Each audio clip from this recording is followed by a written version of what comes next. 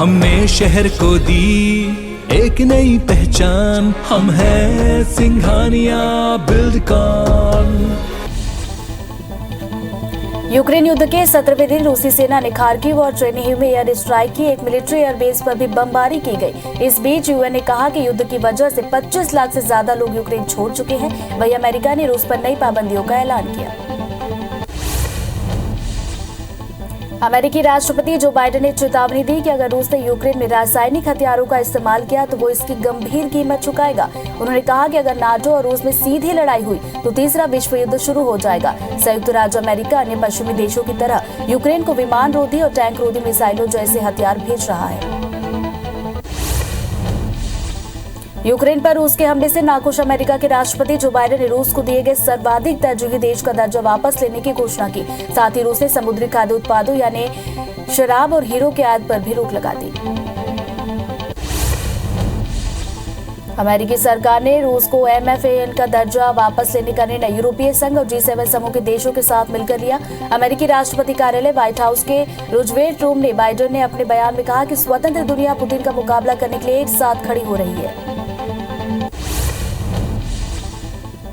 Ukraine को जल्द से जल्द घुटने टेकने के लिए मजबूर करने की चाहत में रूसी सेना पर अब आबादी वाले इलाकों को निशाना बनाने के आरोप लग रहे हैं। यूक्रेन के अधिकारियों ने रूसी सेना पर मारियोपोल में नागरिक इलाकों में बमबारी के बाद पोर्ट सिटी में भी आम जनता के घरों पर रॉकेट हमले का आरोप लगाया। चेर्नोबिल न्यूक्लियर प्लांट को लेकर भी खतरा बढ़ गया है। एक तरफ प्लांट की बिजली अब तक बहाल नहीं हुई है, वहीं प्लांट में बंधक बनाए गए लोगों से एक की बेटी ने दावा किया कि कब्जा करने वाले रूसी सैनिकों को न्यूक्लियर सिक्योरिटी की कोई जानकारी नहीं, जिससे रेडिएशन के बड़े पैमाने पर फैलने का खतरा बढ़ गया है। रूस ने यूक्रेनियन राजधानी कीव पर अपना कब्जा जमाने के प्रयास तेज कर दिए हैं। इसके लिए चारों तरफ से घेराबंदी की जा रही है। सामने आई ताजा सैटेलाइट तस्वीरों में कीव के उत्तर पश्चिम में बड़े पैमाने पर रूसी सेना के जमा होने की जानकारी दी है, जिससे पता लगा है कि रूसी सेना की नए सिरे से तैनाती हो रही है। संयुक्त राष्ट्र संघ ने कहा कि रूस यूक्रेन की जंग में 25 लाख लोग देश छोड़ चुके हैं, जिससे यूरोप में दूसरी वर्ल्ड वार के बाद सबसे बड़ा शरणार्थी संकट खड़ा हो गया है। एक यूक्रेनियन अधिकारी ने कहा कि मारियोपोल शहर में रूसी बमबारी में मारे गए लोगों की गिनती करना संभव नहीं है, क्योंकि बमबारी अभी थमी नहीं।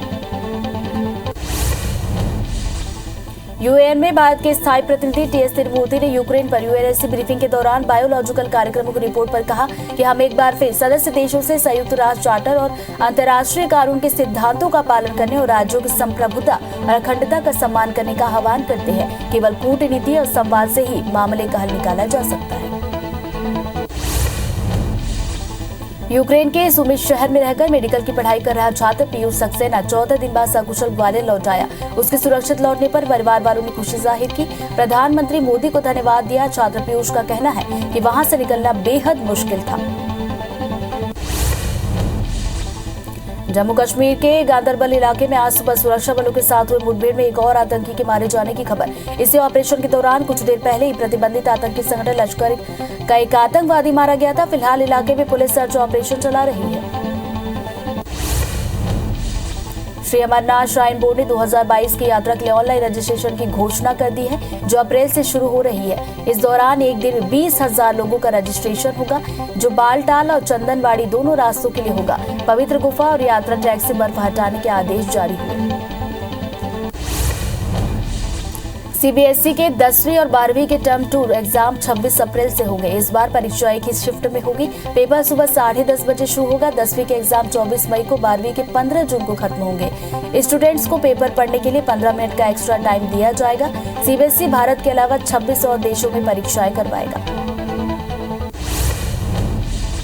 पीएम मोदी के गुजरात दौरे का आज दूसरा दिन है। आज पीएम मोदी राष्ट्रीय रक्षा विश्वविद्यालय के दीक्षांत समारोह में भाग लेने के लिए पहुंचेंगे। वो दोपहर 1 बजे राजभवन लौटेंगे। इसके बाद वो अहमदाबाद के नवरंगपुरा इलाके के सरदार पटेल स्टेडियम में शाम 6 बजे से 8 बजे के बीच खेल महाकुंभ उद्घाटन समारोह में शामिल होंगे।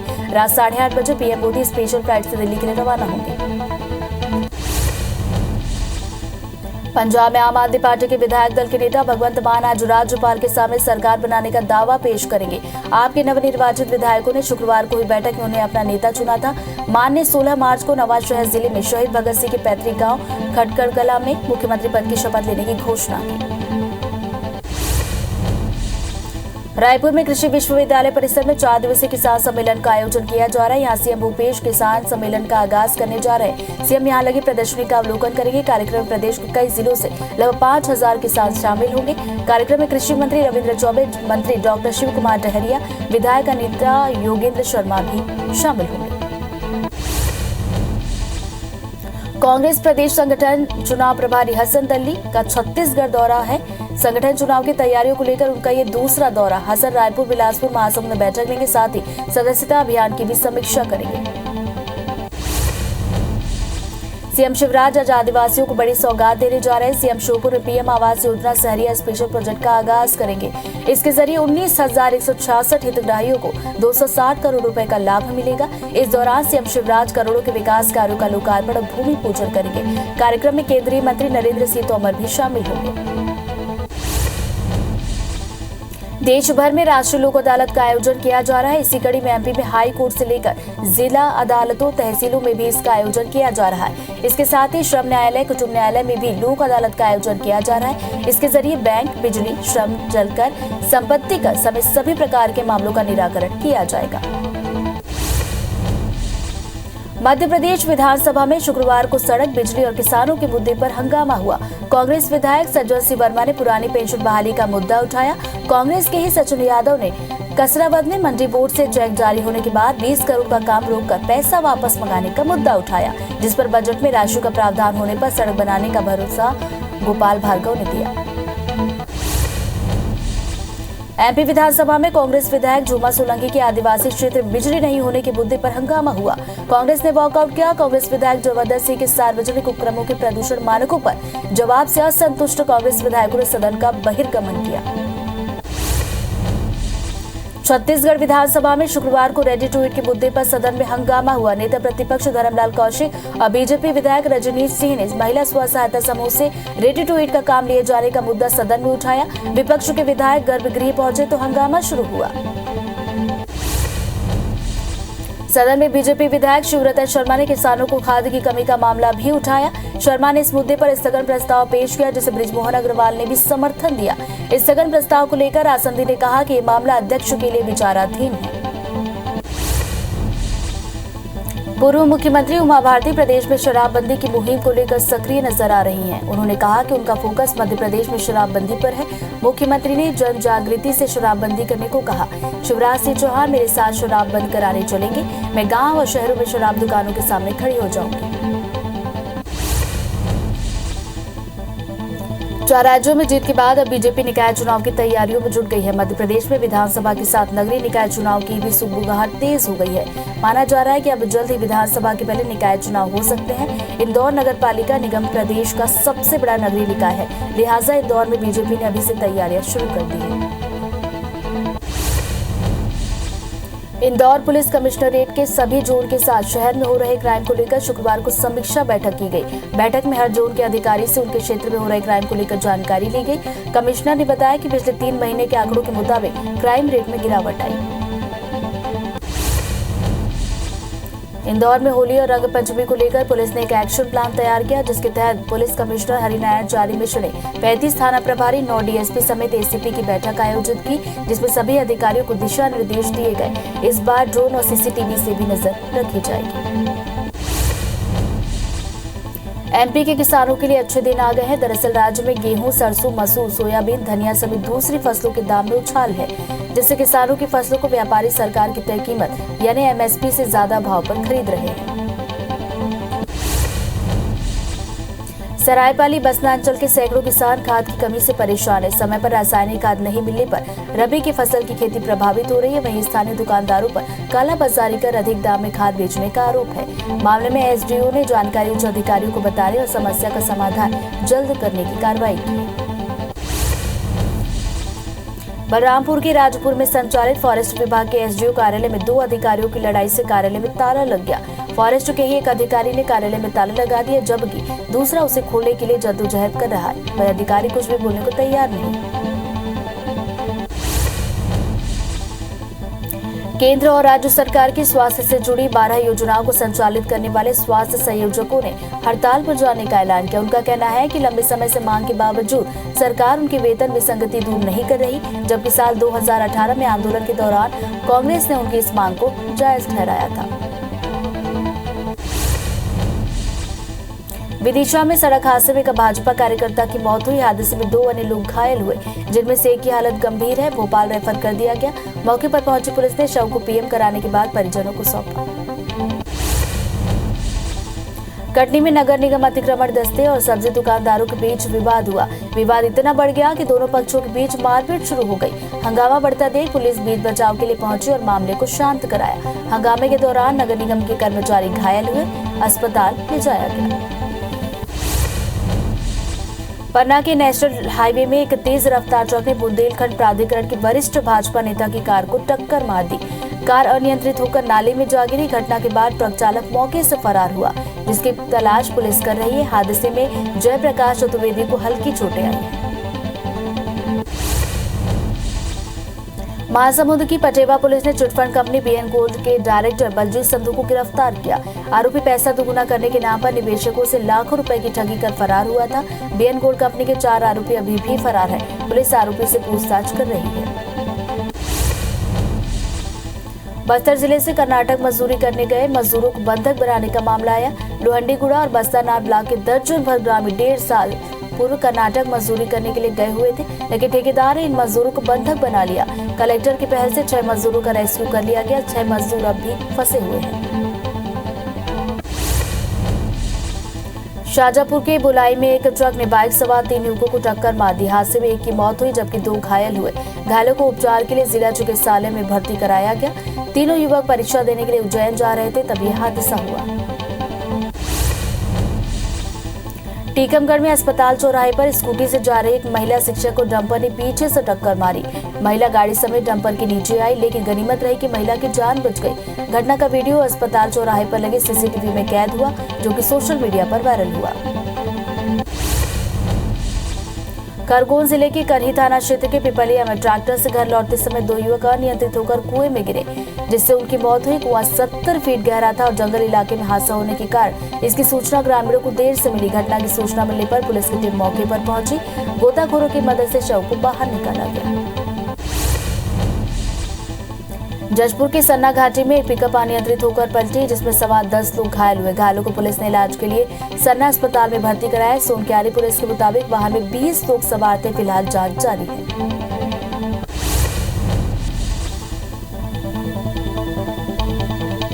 यूक्रेन युद्ध के 7वें दिन रूसी सेना ने खार्किव और चेर्निहिव में एयर स्ट्राइक की। एक मिलिट्री एयरबेस पर भी बमबारी की गई है। इस बीच यूएन ने कहा कि युद्ध की वजह से 25 लाख से ज्यादा लोग यूक्रेन छोड़ चुके हैं। वहीं अमेरिका ने रूस पर नई पाबंदियों का ऐलान किया। रूसी सेना ने यूक्रेन की मेलिटोपोल सिटी के मेयर का अपहरण कर लिया। ये जानकारी यूक्रेन की संसद के ट्विटर अकाउंट पर दी गई। इवान ने रूसी सेना को सहयोग करने से मना कर दिया था। मामले में यूक्रेन के राष्ट्रपति जेलेंस्की बोले, ये आईएस के आतंकियों जैसी हरकत है। ये रूसी सेना की कमजोरी का संकेत। अमेरिकी राष्ट्रपति जो बाइडेन ने चेतावनी दी कि अगर रूस ने यूक्रेन में रासायनिक हथियारों का इस्तेमाल किया तो वो इसकी गंभीर कीमत चुकाएगा। उन्होंने कहा कि अगर नाटो और रूस में सीधी लड़ाई हुई तो तीसरा विश्व युद्ध शुरू हो जाएगा। संयुक्त राज्य अमेरिका अन्य पश्चिमी देशों की तरह यूक्रेन को विमान रोधी और टैंक रोधी मिसाइलों जैसे हथियार भेज रहा है। यूक्रेन पर रूस के हमले से नाखुश अमेरिका के राष्ट्रपति जो बाइडेन ने रूस को दिए गए सर्वाधिक तरजीही देश का दर्जा वापस लेने की घोषणा की है। साथ ही रूस से समुद्री खाद्य उत्पादों यानी शराब और हीरो के आयात पर भी रोक लगा दी गई। अमेरिकी सरकार ने रूस से MFAN का दर्जा वापस लेने का निर्णय यूरोपीय संघ और G7 समूह के देशों के साथ मिलकर लिया। अमेरिकी राष्ट्रपति कार्यालय व्हाइट हाउस के रूजवेल्ट रूम में बाइडेन ने अपने बयान में कहा कि स्वतंत्र दुनिया पुतिन का मुकाबला करने के लिए एक साथ खड़ी हो रही है। यूक्रेन को जल्द से जल्द घुटने टेकने के लिए मजबूर करने की चाहत में रूसी सेना पर अब आबादी वाले इलाकों को निशाना बनाने के आरोप लगे हैं। यूक्रेन के अधिकारियों ने रूसी सेना पर मारिउपोल में नागरिक इलाकों में बमबारी के बाद पोर्ट सिटी में भी आम जनता के घरों पर रॉकेट हमले का आरोप लगाया। चेरनोबिल न्यूक्लियर प्लांट को लेकर भी खतरा बढ़ गया है। एक तरफ प्लांट की बिजली अब तक बहाल नहीं हुई है, वहीं प्लांट में बंधक बनाए गए लोगों में से एक की बेटी ने दावा किया कि कब्जा करने वाले रूसी सैनिकों को न्यूक्लियर सिक्योरिटी की कोई जानकारी नहीं, जिससे रेडिएशन के बड़े पैमाने पर फैलने का खतरा बढ़ गया है। रूस ने यूक्रेनियन राजधानी कीव पर अपना कब्जा जमाने के प्रयास तेज कर दिए हैं। इसके लिए चारों तरफ से घेराबंदी की जा रही है। सामने आई ताजा सैटेलाइट तस्वीरों में कीव के उत्तर पश्चिम में बड़े पैमाने पर रूसी सेना के जमा होने की जानकारी दी है, जिससे पता लगा है कि रूसी सेना की नए सिरे से तैनाती हो रही है। संयुक्त राष्ट्र संघ ने कहा कि रूस यूक्रेन की जंग 25 लाख लोग देश छोड़ चुके हैं, जिससे यूरोप में दूसरी वर्ल्ड वॉर के बाद सबसे बड़ा शरणार्थी संकट खड़ा हुआ है। एक यूक्रेनियन अधिकारी ने कहा कि मारियोपोल शहर में रूसी बमबारी में मारे गए लोगों की गिनती करना संभव नहीं, क्योंकि बमबारी अभी थमी नहीं। यूएन में भारत के स्थायी प्रतिनिधि टीएस तिरुमूर्ति ने यूक्रेन पर यूएनएससी ब्रीफिंग के दौरान बायोलॉजिकल कार्यक्रमों की रिपोर्ट पर कहा, हम एक बार फिर सदस्य देशों से संयुक्त राष्ट्र चार्टर और अंतर्राष्ट्रीय कानून के सिद्धांतों का पालन करने और राज्यों की संप्रभुता अखंडता का सम्मान करने का आह्वान करते हैं। केवल कूटनीति और संवाद से ही मसले का हल निकाला जा सकता है। यूक्रेन के सुमी शहर में रहकर मेडिकल की पढ़ाई कर रहे छात्र पीयूष सक्सेना 14 दिन बाद ग्वालियर लौट आए हैं। उनके सुरक्षित लौटने पर परिवार वालों ने खुशी जाहिर की, पीएम मोदी को धन्यवाद दिया। छात्र का कहना है कि वहां से निकलना बेहद मुश्किल था। जम्मू कश्मीर में रात भर चली मुठभेड़ में सुरक्षा बलों ने 4 आतंकवादियों को ढेर किया। पुलिस ने कहा कि पुलवामा के चेवाकला इलाके में मुठभेड़ के बाद पाकिस्तान स्थित आतंकी संगठन जैश ए मोहम्मद के 2 आतंकवादी मारे गए। पुलिस ने बताया कि इलाके में आतंकवाद निरोधी अभियान जारी है। श्री अमरनाथ श्राइन बोर्ड ने 2022 की यात्रा के लिए ऑनलाइन रजिस्ट्रेशन की घोषणा कर दी है, जो अप्रैल से शुरू हो रहे हैं। इस दौरान एक दिन में 20,000 लोगों का रजिस्ट्रेशन होगा, जो बालटाल और चंदनवाड़ी दोनों रास्तों के लिए होगा। पवित्र गुफा और यात्रा ट्रैक से बर्फ हटाने के आदेश जारी हुए। आज रेलवे ने कई ट्रेनों को कैंसिल किया। अलग अलग रूट्स पर चलने वाली 307 ट्रेनों के कैंसिल कर दिया गया। 6 ट्रेनों को रिशेड्यूल किया गया। 25 ट्रेनों के रूट में बदलाव किया गया। सभी को ट्रेनों को रद्द, रिशेड्यूल और डायवर्ट करने के पीछे अलग अलग वजह। सीबीएसई के 10वीं और 12वीं के टर्म 2 एग्जाम 26 अप्रैल से होंगे। इस बार परीक्षा एक ही शिफ्ट में होगी। पेपर सुबह 10:30 बजे शुरू होगा। 10वीं के एग्जाम 24 मई को, 12वीं के 15 जून को खत्म होंगे। स्टूडेंट्स को पेपर पढ़ने के लिए 15 मिनट का एक्स्ट्रा टाइम दिया जाएगा। सीबीएसई भारत के अलावा 26 और देशों में परीक्षाएं करवाएगा। पीएम मोदी के गुजरात दौरे का आज दूसरा दिन। पीएम मोदी राष्ट्रीय रक्षा विश्वविद्यालय के दीक्षांत समारोह में होंगे शामिल। दोपहर 1 बजे राजभवन लौटेंगे। इसके बाद अहमदाबाद के नवरंगपुरा इलाके के सरदार पटेल स्टेडियम में शाम 6 बजे से 8 बजे तक खेल महाकुंभ उद्घाटन समारोह में शामिल होंगे। वहीं रात 8:30 बजे पीएम मोदी स्पेशल फ्लाइट से दिल्ली के लिए रवाना होंगे। पंजाब में आम आदमी पार्टी के विधायक दल के नेता भगवंत मान आज राज्यपाल के सामने सरकार बनाने का दावा पेश करेंगे। आपके नवनिर्वाचित विधायकों ने शुक्रवार को हुई बैठक में उन्हें अपना नेता चुना था। मान ने 16 मार्च को नवाशहर जिले में शहीद भगत सिंह के पैतृक गांव खटगढ़ कला में मुख्यमंत्री पद शपथ लेने की घोषणा की है। रायपुर में कृषि विश्वविद्यालय परिसर में 4 दिवसीय किसान सम्मेलन का आयोजन हो रहा है। यहाँ सीएम भूपेश बघेल किसान सम्मेलन का आगाज करेंगे।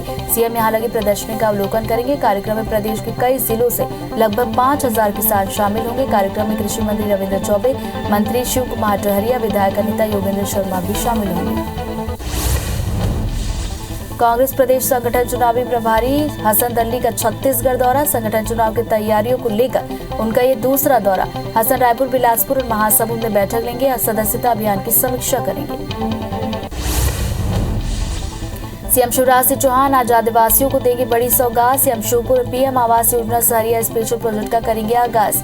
19,166 हितग्राहियों को 260 करोड़ रुपए का मिलेगा लाभ। इस दौरान सीएम शिवराज करोड़ों के विकास कार्यों का लोकार्पण भी करेंगे। कार्यक्रम में केंद्रीय मंत्री नरेंद्र सिंह तोमर भी होंगे शामिल। देश भर में राष्ट्रीय लोक अदालत का आयोजन किया जा रहा है। इस कड़ी में एमपी में हाई कोर्ट से लेकर जिला अदालतों, तहसीलों में भी इसका आयोजन होगा। इसके साथ ही श्रम न्यायालय, कुटुंब न्यायालय में भी लोक अदालत का आयोजन होगा। इसके जरिए बैंक, बिजली, श्रम, जलकर, संपत्ति कर समेत सभी प्रकार के मामलों का निराकरण होगा। मध्य प्रदेश विधानसभा में शुक्रवार को सड़क, बिजली और किसानों के मुद्दे पर हंगामा हुआ। कांग्रेस विधायक सज्जन सिंह वर्मा ने पुरानी पेंशन बहाली का मुद्दा उठाया। कांग्रेस के ही सचिव यादव ने कसराबाद में मंडी बोर्ड से चेक जारी होने के बाद 20 करोड़ का काम रोककर पैसा वापस मंगाने का मुद्दा उठाया, जिस पर बजट में राशि का प्रावधान होने पर सड़क बनाने का भरोसा गोपाल भार्गव ने दिया। एमपी विधानसभा में कांग्रेस विधायक झूमा सोलंकी के आदिवासी क्षेत्र में बिजली नहीं होने के मुद्दे पर हंगामा हुआ। कांग्रेस ने वॉकआउट किया। कांग्रेस विधायक जबरदस्त सिंह के सार्वजनिक उपक्रमों के प्रदूषण मानकों पर जवाब से असंतुष्ट कांग्रेस विधायकों ने सदन का बहिर्गमन किया। तो वहीं छत्तीसगढ़ विधानसभा में शुक्रवार को रेडी टू ईट के मुद्दे पर हंगामा हुआ। नेता प्रतिपक्ष धर्मलाल कौशिक और बीजेपी विधायक रजनीश सिंह ने महिला स्व सहायता समूह से रेडी टू ईट का काम लिए जाने का मुद्दा उठाया। विपक्ष के विधायक गर्भगृह पहुंचे तो हंगामा हुआ। सदन में बीजेपी विधायक शिवरतन शर्मा ने किसानों की खाद की कमी का मामला उठाया। शर्मा ने इस मुद्दे पर स्थगन प्रस्ताव पेश किया। बृजमोहन अग्रवाल का समर्थन मिला। स्थगन प्रस्ताव को लेकर कहा कि ये मामला अध्यक्ष के लिए विचाराधीन है। पूर्व सीएम उमा भारती प्रदेश में शराबबंदी की मुहिम को लेकर एक्टिव नजर आ रही हैं। उन्होंने कहा कि उनका फोकस मध्य प्रदेश में शराबबंदी पर है। मुख्यमंत्री ने जन जागृति से शराबबंदी करने को कहा है। शिवराज सिंह चौहान मेरे साथ शराब बंद कराने चलेंगे। मैं गांव और शहरों में शराब दुकानों के सामने खड़ी हो जाऊंगी। 4 राज्यों में जीत के बाद अब बीजेपी निकाय चुनाव की तैयारियों में जुट गई है। मध्य प्रदेश में विधानसभा के साथ नगरीय निकाय चुनाव की भी सुगबुगाहट तेज हो गई है। माना जा रहा है कि अब जल्द ही विधानसभा के पहले निकाय चुनाव हो सकते हैं। इंदौर नगर पालिका निगम प्रदेश का सबसे बड़ा नगरीय निकाय, लिहाजा इंदौर में बीजेपी ने तैयारियां शुरू कर दी हैं। इंदौर पुलिस कमिश्नरेट के सभी जोन के साथ शहर में हो रहे क्राइम को लेकर शुक्रवार को समीक्षा बैठक की गई। बैठक में हर जोन के अधिकारी से उनके क्षेत्र में हो रहे क्राइम को लेकर जानकारी ली गई। कमिश्नर ने बताया कि पिछले 3 महीने के आंकड़ों के मुताबिक क्राइम रेट में गिरावट आई है। इंदौर में होली और रंगपंचमी को लेकर पुलिस ने एक एक्शन प्लान तैयार किया, जिसके तहत पुलिस कमिश्नर ने 35 थाना प्रभारी, 9 डीएसपी समेत एसीपी की बैठक आयोजित की, जिसमें सभी अधिकारियों को दिशा निर्देश दिए गए। इस बार ड्रोन और सीसीटीवी से भी नजरें रखी जाएंगी। मध्य प्रदेश के किसानों के लिए अच्छे दिन आ गए हैं। दरअसल राज्य में गेहूं, सरसों, मसूर, सोयाबीन, धनिया समेत दूसरी फसलों के दाम में उछाल आ गए हैं, जिससे किसानों की फसलों को व्यापारी सरकार की तय कीमत यानी एमएसपी से ज्यादा भाव पर खरीद रहे हैं। सरायपाली बसना अंचल के सैकड़ों किसान खाद की कमी से परेशान है। समय पर रासायनिक खाद नहीं मिलने पर रबी की फसल की खेती प्रभावित हो रही है। वहीं स्थानीय दुकानदारों पर कालाबाजारी कर अधिक दाम में खाद बेचने का आरोप लग रहा है। मामले में एसडीओ ने जानकारी उच्च अधिकारियों को बताने और समस्या का समाधान जल्द करने की बात कही है। सरायपाली में विद्युत सब स्टेशन में काम करने वाले 140 कर्मचारियों ने ठेकेदार पर प्रताड़ित करने की शिकायत की है। साथ ही कलेक्टर दर पर राशि मुहैया नहीं करने का आरोप लगाते हुए अधीक्षण यंत्री को शिकायत पत्र सौंपकर न्याय की मांग की। वही मामले में विद्युत विभाग के कार्यपालन अभियंता ने जांच करने और दोषी पाए जाने पर कार्रवाई की बात कही।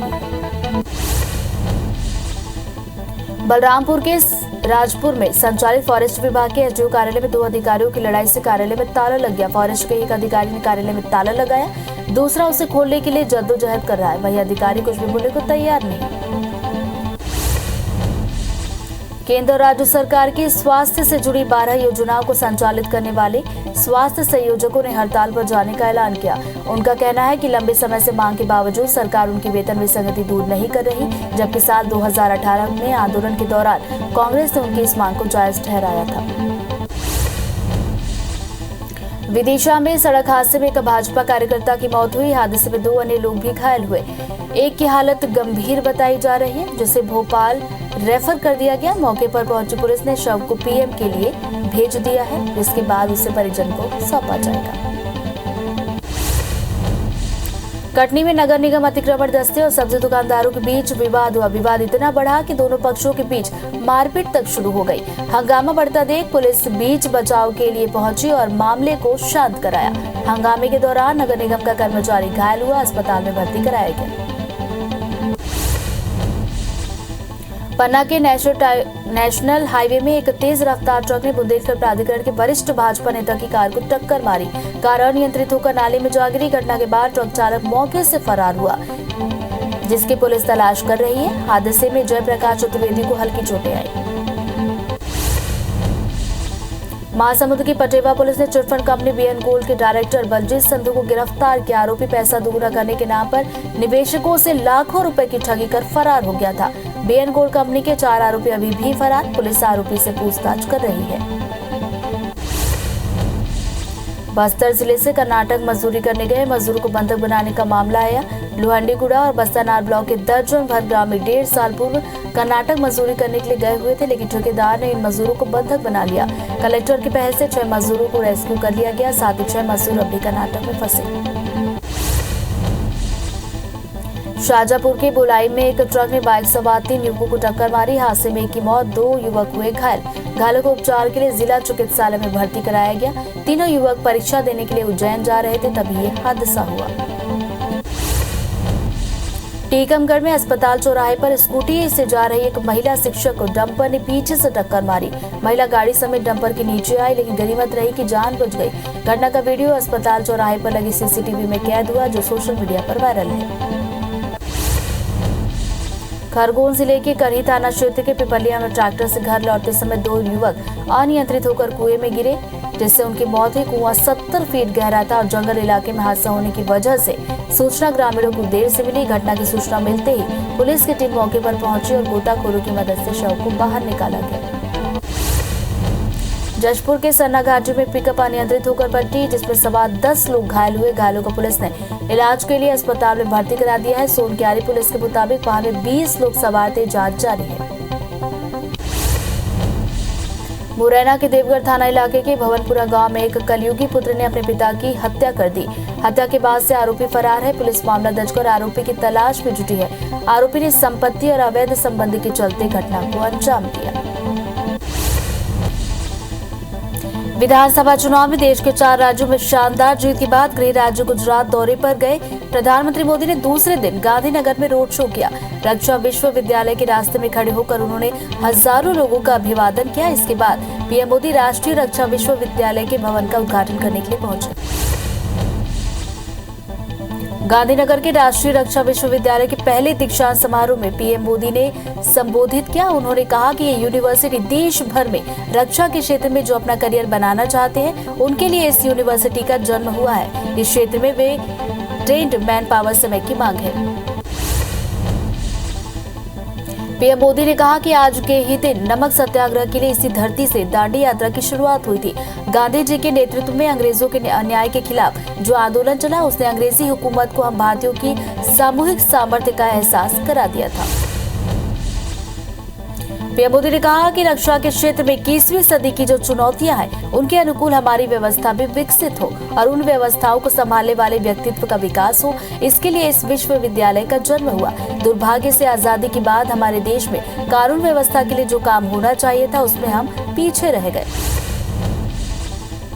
पीएम मोदी ने कहा कि तकनीकी एक बहुत बड़ी चुनौती है। अगर विशेषज्ञता नहीं है तो हम समय पर जो करना चाहिए वो नहीं कर पाते। जिस प्रकार से साइबर सिक्योरिटी के मुद्दे सामने आते हैं, जिस प्रकार से क्राइम में तकनीकी बढ़ती जा रही है, उसी प्रकार से क्राइम को कम करने में तकनीकी बहुत मददगार हो रही है।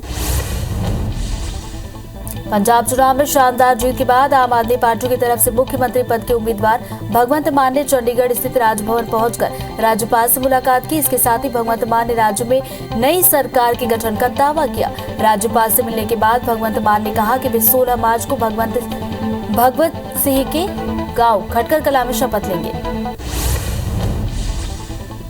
गोवा के कार्यवाहक मुख्यमंत्री प्रमोद सावंत ने राज्यपाल पीएस श्रीधरन को पणजी स्थित राजभवन में जाकर अपना इस्तीफा सौंपा। प्रमोद सावंत ने कहा कि मैंने अपना इस्तीफा सौंप दिया है। प्रक्रिया पूरी होने तक राज्यपाल ने मुझे कार्यवाहक मुख्यमंत्री बनने का पत्र दिया है। उन्होंने कहा कि अभी 4 राज्यों में शपथ ग्रहण पर फैसला नहीं हुआ है। गोवा में सेंट्रल ऑब्जर्वर के आने के बाद विधायक दल की बैठक होगी और इसके बाद ही तारीख तय की जाएगी। उत्तर प्रदेश के कार्यवाहक मुख्यमंत्री योगी आदित्यनाथ कल 13 मार्च को दिल्ली के दौरे पर रहेंगे। इस दौरान वो प्रधानमंत्री और भाजपा के राष्ट्रीय अध्यक्ष जेपी नड्डा से मुलाकात करेंगे। बताया जा रहा है कि होली के बाद वो नई सरकार का शपथ ग्रहण समारोह में शामिल हो सकते हैं। उत्तर प्रदेश में शानदार विजय के बाद योगी सरकार पार्टियों की पहली कैबिनेट बैठक में ही संकल्प पत्र में शामिल वादों पर अमल करने की तैयारियां होंगी। सरकार ने तुरंत अमल करने वाले कामों की सूची बनाई है। इसमें गन्ना किसानों को 14 दिनों में भुगतान करने, इसके अलावा संकल्प पत्र में शामिल होली पर मुफ्त सिलेंडर देने के वादे को पूरा करने में जुट गई है। इस योजना पर लगभग 1000 करोड़ का खर्चा आएगा। उत्तर प्रदेश विधानसभा चुनाव में मायावती की पार्टी बीएसपी का सुपड़ा साफ हो गया। यूपी चुनाव में मिली करारी शिकस्त के बाद मायावती ने अब बड़ी फैसले लेना शुरू कर दिया है। सुबह उन्होंने ट्वीट कर ऐलान किया कि बहुजन समाज पार्टी के सभी प्रवक्ता अब किसी भी टीवी डिबेट में शामिल नहीं होंगे। साथ ही उन्होंने मीडिया पर जातिवादी रवैये का आरोप लगाया। उत्तर प्रदेश में सीएम योगी के दोबारा जीतने के बाद युवाओं में उनका क्रेज बढ़ता जा रहा है। अब लोग उन्हें बुलडोजर वाले बाबा के नाम से जानने लगे हैं। लोग बुलडोजर वाले बाबा का टैटू भी बनवा रहे हैं। वाराणसी में लोग भी बुलडोजर के चित्र वाला टैटू बनवाते दिखे। एआईएमआईएम प्रमुख असदुद्दीन ओवैसी ने उत्तर प्रदेश विधानसभा का चुनावी बड़ी जोर शोर से लड़ा, लेकिन उन्हें किसी भी सीट पर सफलता नहीं मिली। उत्तर प्रदेश के चुनाव परिणामों को ओवैसी ने 80-20 की जीत बताया था। उन्होंने कहा कि लोकतंत्र में इस तरह की परिस्थिति अगले कई सालों तक बनी रहेगी। उन्होंने गुजरात और राजस्थान के साथ साथ अन्य राज्यों के चुनाव लड़ने की भी घोषणा की। 5 राज्यों के चुनाव परिणाम पर राजस्थान के सीएम अशोक गहलोत की प्रतिक्रिया सामने आई। उन्होंने कहा कि बीजेपी हिंदुत्व और ध्रुवीकरण के नाम पर चतुराई से चुनाव जीत गई। पूरे देश में हालत गंभीर है और यूपी में कोरोना का प्रबंधन कैसे हुआ ये सबको मालूम है।